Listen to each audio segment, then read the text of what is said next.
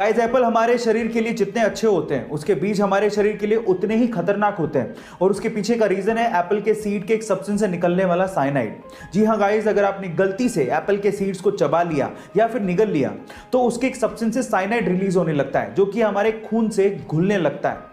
देखिए, छोटी मोटी मात्रा से तो कोई फर्क नहीं पड़ेगा, लेकिन अगर एक इंसान 200 से ज्यादा एप्पल सीड्स को खा लेता है या चबा लेता है तो उसकी मौत भी हो सकती है। इसलिए बेटर यह है कि आप जब सेब खाएं तो उसके सीड्स को बाहर थूक दें, यही आपके लिए अच्छा है।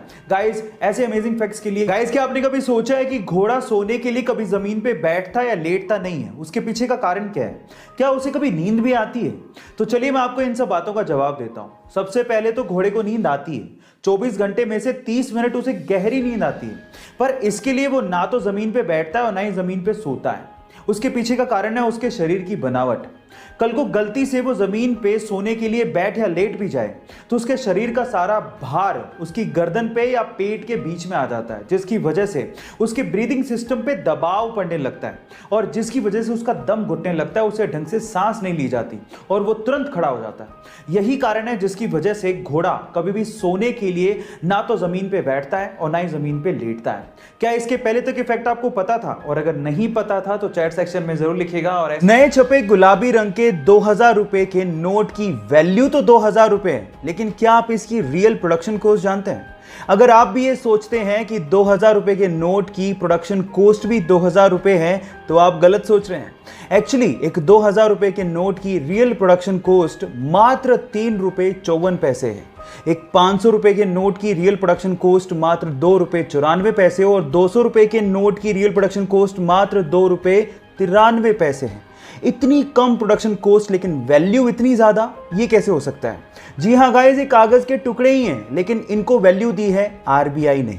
ये कॉन्सेप्ट ये जाहिर करता है कि किसी भी चीज का दाम एक फिक्टिशियस कॉन्सेप्ट है जो कि हमारे सिर्फ दिमाग में एग्जिस्ट करता है। ये इंटरेस्टिंग फैक्ट जान के आपको कैसा लगा? चैट सेक्शन में लिखना मत भूलिएगा।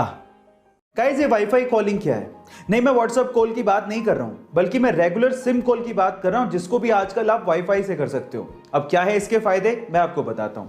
सबसे पहले तो वाईफाई कॉलिंग को हम लोग वॉइस ओवर वाईफाई कॉलिंग भी कहते हैं, जिसके लिए आपको एक बहुत अच्छा सा ब्रॉडबैंड कनेक्शन चाहिए, एक इंटरनेट कनेक्शन चाहिए। इंडिया में इसे जियो ने और एयरटेल ने लॉन्च किया है। अब इसके फायदे क्या हैं, जरा ध्यान से सुनिएगा। मान लीजिए आपका सिम में नेटवर्क ही नहीं है, या फिर आपका रिचार्ज नहीं है, या फिर सिम में नेटवर्क होने के बावजूद भी आप कॉल नहीं कर पा रहे हो, तो आप वाईफाई से अपने कॉल को कंटिन्यू कर सकते हो। जी हाँ, आपके सिम के रेगुलर कॉल को कंटिन्यू कर सकते हो और इसके लिए आपको कोई थर्ड पार्टी ऐप की जरूरत भी नहीं है, क्योंकि हर एक स्मार्टफोन में आजकल वाईफाई कॉलिंग का ऑप्शन गिवन होता है। क्या इसके पहले तक इफेक्ट आप जानते थे? और अगर नहीं जानते थे तो चैट सेक्शन में जरूर। एक बार किसी ने भगवान बुद्ध से पूछा कि आप इतना ध्यान करते हैं, इतना ध्यान में रहते हैं, आपने ध्यान से क्या पाया है?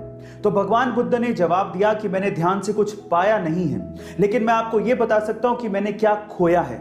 मैंने ध्यान से गुस्सा, नफरत, व्यर्थ की चिंता, बूढ़ा होने का और मृत्यु का भय खो दिया है। Guys, meditation is a medication of many mental problems. क्या आप लोग भी मेडिटेशन करते हैं?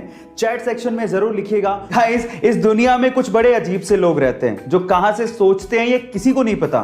तो चलो इसी से रिलेटेड एक रियल इंसिडेंट बताता हूं। एक्चुअली हुआ कुछ यूं कि मुंबई के रहने वाले 27 साल के रफेल सैमुअल ने अपने ही माँ बाप पे केस कर दिया, और केस का रीजन जान के आप लोग हैरान रह जाओगे और साथ में हंसने भी लगोगे। रफेल सैमुअल का यह कहना है कि उसके माँ बाप ने उसकी बिना परमिशन के उसे पैदा कर दिया था। और मेरा सवाल यह है कि उसे पूछने अब जाते कहां पे? इस फनी इंसिडेंट के बारे में आपका क्या ख्याल है? चैट सेक्शन में जरूर लिखिएगा। अक्सर इंडिया में जब छोटे बच्चों को ओवरलोड किया जाता है तो उनके आसपास के लोग, इवन पेरेंट्स भी कहना शुरू कर देते हैं कि तो बहुत छोटा है, इस पे इतना प्रेशर देना ठीक नहीं है। अगर आप भी ऐसा सोचते हैं तो इस बच्ची के बारे में सुनो। इस बच्ची का नाम है ली यी। 5 साल की छोटी सी बच्ची एक टेबल टेनिस प्लेयर है, चाइना से बिलोंग करती है और एक सोशल मीडिया सेंसेशन है, और इनफैक्ट इसे लाखों लोग फॉलो भी करते हैं। पर सवाल यह है कि इतनी छोटी सी उम्र में इतना सब कुछ उसने अचीव कैसे किया? तो मैं आपको बताता हूं। इसके माँ बाप ये चाहते थे कि वो टेबल टेनिस प्लेयर बने, इसके लिए उसकी ट्रेनिंग शुरू की।